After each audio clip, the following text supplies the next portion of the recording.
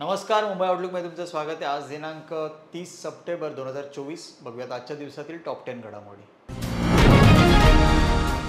राज्यात लवकरच विधानसभा निवडणूक होणार आहे। नोव्हेंबर महिन्याच्या सुरुवातीला निवडणूक होण्याची शक्यता आहे। तसेच येत्या काही दिवसांमध्ये निवडणूक आयोग आचारसंहितेची घोषणा करण्याची शक्यता आहे। दरम्यान महायुती आणि महाविकास आघाडीची तयारी जोरदार सुरू आहे। दरम्यान केंद्रीय गृहमंत्री आणि भाजपचे चाणक्य असलेले अमित शहा हे महाराष्ट्र दौऱ्यावर आहेत। महायुतीच्या नेत्यांसोबत अमित शहांची एक बैठक पार पडली। विधानसभा निवडणुकीबाबत ही बैठक पार पडली। दरम्यान या बैठकीत जागा वाटपाबद्दल चर्चा झाल्याचे समजते। अशातच आता अजित पवार यांनी साताऱ्यामधील फलटण विधानसभा मतदारसंघातील उमेदवार जाहीर केलाय।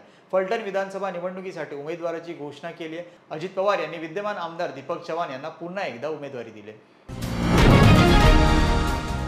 राज्य सरकारने एक मोठा निर्णय घेतलाय। देशी गायींना राज्यमाता म्हणून घोषित करण्यात आलं आहे। सोमवारी कॅबिनेट बैठक बोलवण्यात आलेली असून या बैठकीमध्ये विधानसभेच्या तोंडावर महत्त्वपूर्ण निर्णय घेण्यात आले। राज्यातील देशी गायींना राज्यमाता गोमाता म्हणून घोषित करण्यात आलं आहे। वैदिक काळापासून असलेले स्थान, देशी गायींच्या दुधाची मानवी उपयुक्तता, आयुर्वेदिक चिकित्सा पद्धती, पंचगव्य उपचार, शेण, गोमूत्र यांच्या सेंद्रिय शेतीतील महत्त्वाचे स्थान यामुळे देशी गायींबाबत निर्णय घेण्यात आलेला आहे। देशी गायींच्या बाबतीत सरकारने निर्णय जाहीर केला असून त्या माध्यमातून गायींचं संवर्धन होणं ही अपेक्षा ठेवण्यात आलेली आहे। या निर्णयामुळे देशी गायींच्या संवर्धनाचे कोणते नियम असतील हे अद्याप स्पष्ट झालेलं नाहीये। महाराष्ट्र गृहनिर्माण आणि क्षेत्र विकास प्राधिकरणाच्या मुंबई मंडळाकडून 2030 घरांसाठी लॉटरी काढण्यात आली।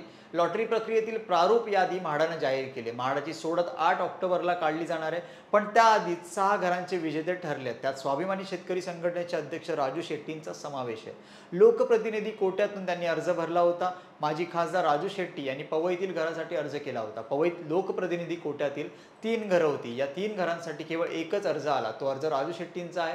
त्यामुळे लॉटरी काढली जाण्यापूर्वीच शेट्टी यांचं घर फिक्स झालंय। अन्य कोणीच अर्ज न केल्यानं शेट्टींना लॉटरी लागली, त्यामुळे राजू शेट्टी आता मुंबईकर होतील। आनंद दिघे यांना मारण्यात आलं होतं, त्यांचा घातपात झाला होता हे ठाणे जिल्ह्याला माहीत आहे, असा गंभीर आरोप शिवसेनेच्या शिंदे गटाचे प्रवक्ते आमदार संजय शिरसाट यांनी केला। त्यांच्या या विधानानंतर आता विविध राजकीय प्रतिक्रिया उमटू लागल्यात। या संदर्भात आता शिंदे गटाचे नेते रामदास कदम यांनीही प्रतिक्रिया देत उद्धव ठाकरे यांच्यावर गंभीर आरोप केलेत। रामदास कदम यांनी आज रत्नागिरी येथे माध्यमांशी संवाद साधला। यावेळी बोलताना त्यांनी विविध विषयांवर त्यांची भूमिका स्पष्ट केली। या दरम्यान त्यांना संजय शिरसाट यांच्या विधानाबाबत विचारण्यात आलं।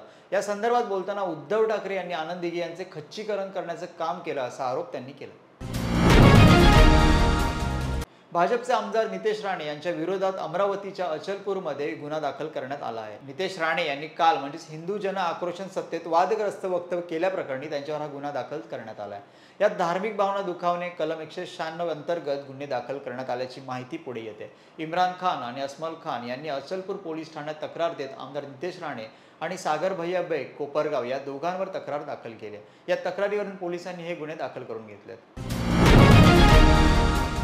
मुंबई पुणे प्रवास करणाऱ्यांसाठी महत्त्वाची बातमी। आता मुंबईहून पुण्याला जाणाऱ्या प्रवाशांना त्यांच्या गतस्थानी पोहोचण्यासाठी वेळेपेक्षा 25 मिनिटं आधी पोहोचता येणार आहे। जून 2025 पासून मुंबई पुणे प्रवासादरम्यान प्रवाशांचा मोठा वेळ वाचणार आहे। मुंबई पुणे प्रवासातील अंतर कमी करण्यासाठी आणि हा प्रवास अधिक सुखकर होण्यासाठी मिसिंग लिंक उभारण्यात येणार आहे। या प्रकल्पाचं काम आता अंतिम टप्प्यात पोहोचलं असून मिसिंग लिंक प्रकल्पामुळे या 2 मोठ्या शहरांमधील सुमारे 6 किलोमीटरचे अंतर कमी होणार आहे।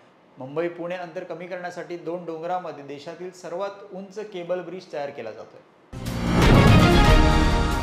पश्चिम रेल्वेवरील 6व्या मार्गाच्या विस्ताराचे काम मालाडपर्यंत अंतिम टप्प्यात आले। ब्लॉक दरम्यान आतापर्यंत 128 तास काम झाले असून 43 तास बाकी आहेत। रेल्वेच्या म्हणण्यानुसार 4 ऑक्टोबरपर्यंत पश्चिम रेल्वेवर दररोज सुमारे 150 लोकल सेवा रद्द करण्यात येणार आहेत। पश्चिम रेल्वेच्या मालाड स्थानकाजवळ 6व्या मार्गाच्या कामासाठी 35 दिवसांचा मोठा ब्लॉक घेण्यात आला आहे। गोरेगाव ते कांदिवली स्थानकादरम्यान 6व्या मार्गिकेसाठी विस्तारासाठी हा ब्लॉक घेण्यात आला आहे। आता सोमवार ते 4 ऑक्टोबरपर्यंत राम मंदिर ते मालाड हे 30 किलोमीटरचं अंतर लोकल ट्रेन मर्यादित वेगाने धावतील। वेग मर्यादा निश्चित केल्यामुळे गाड्यांच्या संचालनावर परिणाम होत असून दररोज सुमारे 175 लोकल सेवा रद्द होणार आहेत। पश्चिम रेल्वेच्या म्हणण्यानुसार 4 ऑक्टोबरपर्यंत काम जसजसे पुढे जाईल तसतसे वेगावरील निर्बंध हटवले जातील आणि रद्द होणाऱ्या गाड्यांची संख्याही कमी होईल।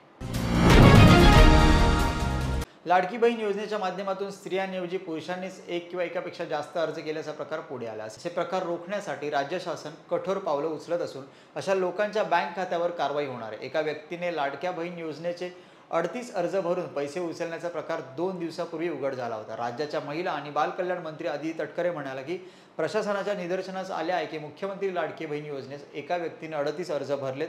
त्याने वेगवेगळ्या नावाने हे अर्ज भरलेत आणि पैसे काढले। त्यामुळे संबंधित बँकांना याबाबत कळवून पैसे परत मिळवण्याचे आदेश दिलेत।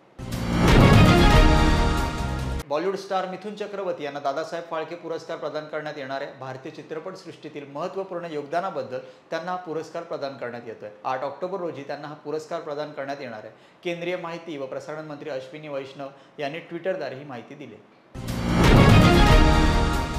राज्यात आगामी काळात विधानसभा निवडणूक होणार आहे। दरम्यान निवडणुकीच्या आधी राज्य सरकार अनेक योजना आणि अनेक निर्णय कॅबिनेट बैठकीत घेत आहे।